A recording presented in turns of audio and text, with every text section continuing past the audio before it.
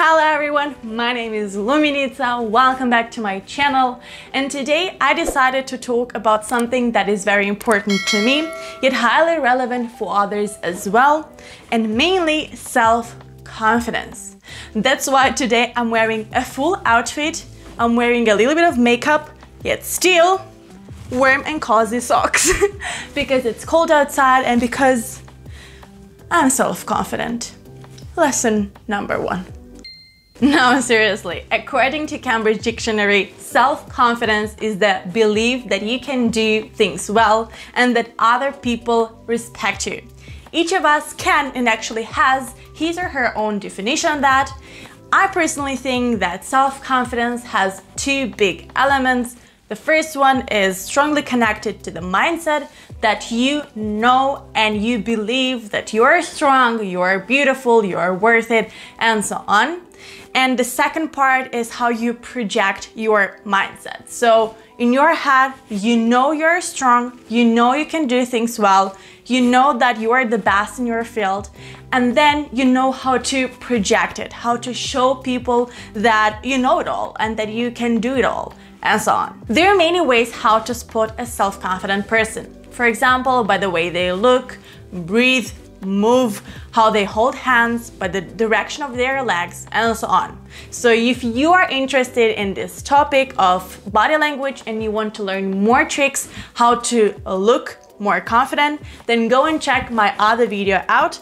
You can click here or the link will be in the description box below. All the tricks that I talk about in the other video are super important but rather subtle, so you cannot clearly see it. You really have to decode it by having some prior knowledge that you can gain from the video. But today I want to look at more straightforward signs and mainly what the person says. That's why today we're going to talk about 5 phrases that self-confident people would never say, alongside with 5 phrases that you can use instead. Also, if you want to take the extra mile after watching this video, you can go and check my other video out about how to sound more confident. So now we learn what to say, and next you can learn how to say it even more confidently. The first phrase is, I will decide only after asking others what they think about that. And I know in life there are many situations in which you indeed have to ask others, for example, your friends, family or co-workers, because the decision is long-term or it affects more people, it's a very big decision, and so on. But what I mean with this phrase in this video is that you ask on a regular basis others on their opinion in order to be able to form yourself one. For example, you're shopping with one of your friends and you're in a store, you saw a nice dress and you kind of like it, you put it on and it looks kind of nice, but you don't know if you should buy it or not. That's why you take the picture with your dress and you send it to all your friends, all your family, and you will not decide to buy it or not before you get the answers of all of them. Again, I don't mean a wedding dress, I don't mean a prom dress, I don't mean a super expensive dress. I mean the simplest regular dress that you can see in a store. The deeper and actual problem of this phrase is that it indicates that you cannot take responsibility for your own decision. Let's go back to our example with the dress. You took the picture, send it to all of your friends, and let's suppose that the majority of them said that it looked pretty good. So because they said that, you also started to think that, maybe this dress indeed suited you, that's why you bought it. Now, at the next event, you put it on. And if you see that the majority of people think that this dress is not so good for you, maybe the color doesn't really match your skin color, whatever, you will feel bad, but you will not feel bad for yourself. So you will not blame yourself for taking this decision. You will blame your friends. So you will go and call your friends or text your friends that they have a horrible taste and so on, because they took the decision for you. And you don't want to take the responsibility for a bad decision. By the way, decision making. Honestly speaking, I had a huge problem with that in my life. And recently I bought a book, the Decision book, where there are many strategies how to take long, mid and short-term decisions. Some of them are really applicable, some of them are rather theoretical. So if you want to take decisions easier, or if you're interested into this topic, please leave me a comment by letting me know that you want to know more about that. The second phrase is, if it's not 100% perfect, then it's trash. And I know that a lot of people now call themselves, in a very fancy way, perfectionists. But what I think is that the majority of them are actually prisoners of the final result. Let me explain. People with lower self-esteem think in last chances or only opportunities. So if they have a task, it should be perfectly perfect, 100% brilliant. Because if they do, they think this is their golden ticket to be better, to show everyone that they can, that this is the golden ticket to happiness and confidence and so on. But this is a vicious circle because nothing is perfect. So whatever you do, there will be some critics. So for people that don't have such a big self-confidence, they put a lot of effort in something, they show it, and if it's criticized, they think that they didn't do enough, that's why they're not good enough, and then their self-esteem goes even lower. So next time when they have a task, they will try even harder. And the thing is that they will definitely get some critics because nothing is perfect. And then there are people that have a different opinion, or there are people that are generally trolls and they say bad things about others. Whatever the reason is, a thing or a task can be criticized, or it can get some not good feedback. And people with self-esteem will again think that they're not good enough, they could have done much more, and their self-esteem goes lower, and the circle, the vicious circle, goes on and on and on. On the other side, people with normal or a little bit of a higher self-esteem, and I don't talk about arrogant people with extreme self-esteem, because these people have actually low self-esteem, but we can talk about it a different time. Anyways, people with normal self-esteem think of things as a process. So if they get a task, they understand that it will not be perfect, but they know they can do their best, what they can do their best right now. So they will do that, and they are aware that there can be some critics. So when they get it, they accept it and use it to make their task better next time, without bringing themselves down. They know they did their best, they know there can be even better than their best, and they go to it with a normal self-esteem. They don't bring themselves down. If you know that you usually say if it's not 100% perfect, then it's trash, then try to change your mindset into, I know it's not 100% perfect. It's not even supposed to be. This is the best I can do right now, but I will learn from my mistakes, and next time it will be better. The third phrase is something that I unfortunately hear girls saying so many times as a response to a compliment. And it's usually a, oh, come on, you're just saying it because you're nice. Some variations of this phrase can be, oh, you look so fit. Did you do a lot of sports lately? And you can say, oh, no, I gained weight actually. Or something like, oh, congratulations, you got the job that you wanted. And you say, oh no, yeah, I was just lucky at the interviews, and so on. I know that some men say it as well, but in the majority of the cases that I experienced, these phrases came from some girls or women because they don't feel worth hearing that, or because they were taught to be shy and nice, like nice, good girls that say, oh no, I don't look good, it's just the sun and the light, it comes to my face, that's why, no, thank you. When I learned to correctly and adequately react to compliments, my life became so much easier.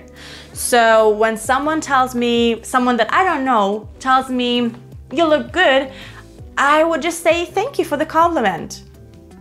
Full stop. Without saying, oh, thank you, but you said it just because you want to seem nice. No, thank you. That's very nice of you. Full stop. If some friends of mine say something like that, like a very close friend, then I can make a joke about that. For example, you look so nice today, and I can say, thank you, I always look flawless. As a joke, not to make someone uncomfortable. That's why I do this only when I'm with close friends. But generally, if a guy, a girl, on internet, offline, whenever and whatever tells you a nice compliment, not a pickup weird line like, all your parents some terrorists because you're a bum. No. If you hear a nice normal compliment to you like you look fit or your hair looks really nice today, then you can just smile and say thank you. As easy as that. The last phrase is something that I realized I was saying a lot at the beginning of my university, and it's something like, I want everyone to be proud of me. As for me, I am the youngest in my family, so both of my parents and my older sister have quite of high expectations from me, in a healthy way, of course. Which was normal in my high school. I also was one of the best in class, so you know, I had this nerd best student complex a little bit, but I never wanted to be the best, so I was safe. I was in a safe area. But then when I moved to Austria, and then there was a very weird period of my life when my self-esteem went low. Let's call it low. This little complex came back. And because I was feeling bad for letting down both my parents and my sister because I was doing weird things, I started to have this strong feeling that I want to make everyone proud of me. Like, show everyone that I'm good enough, that they can be proud of me. So I started to do things to make them happy. And some of them were also good for me, but some of them were not. In some other cases, I know that some women want to make their husbands or boyfriends happy and proud. That's why they start to change their clothing style or their makeup style in such a way that they are happy and they are proud, which again can be a good match, and it's good for you and your partner, but sometimes it can be good only for a partner, and you don't have to do things for someone. So if you, same as me, and believe me, I'm working on that, and same as other people, have this strong feeling that you want to make others proud of you, then take a step back and think what makes yourself proud of yourself. What are your own goals? What are your own expectations of yourself? What are your own aspirations? And if they match what other people await from you, then it's good. Then it's a harmony. But if they don't adjust yourself for others. Remember that people who have normal or higher self-esteem or self-confidence follow their own dreams and their own goals. And they surround themselves with people that either have the same goal or support them to achieve it. As for me, I talked to my sister and my parents about what I want and what are my goals. And I thought it will be very scary, but it wasn't. I'm very, very lucky that they support me in all of that. So now I know that I will make them proud if I am happy, and I'm happy if I achieve my own goals. And if there are people in your life that not only not support, but try to stop you from achieving your goals, don't wonder why your way up is so difficult if you have to carry all this baggage of negativity and bad thoughts. Really, free yourself up. Your way to the peak doesn't have to be that difficult. And self-confidence will be the fuel that will bring you up to your goals. trust me. And last but not least, phrase number 5, what will the others say? And I realized how many people think this way, especially in Eastern Europe, because they have this constant fear of what will the neighbors say. And if you've ever been in Eastern Europe or you're from one of those countries, hello. But if you're from there, you know how much some people, especially young people, wonder Americans. And they say, oh my God, they can go to the shopping center wearing sneakers or pajamas, or they can go to university without wearing makeup.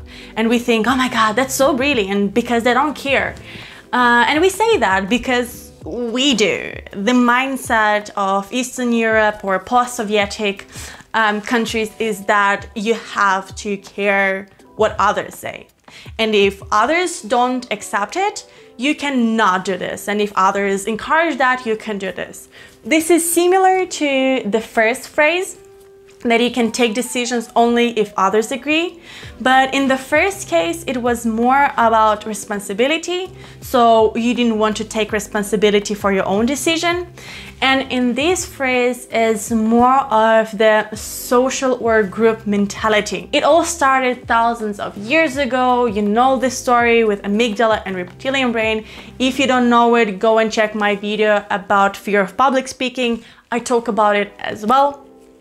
So back then, it all started, but I think it got even stronger in the Soviet time, when being different was bad, because if you were different, then you would be sent to Siberia or go to prison. So because people were afraid to be not like others, they started to look what others do and adjust themselves. Now, we still have reptilian brain, but we know about it and we know how to work with it. And we don't live in Soviet Union anymore. Why are we still afraid to be different?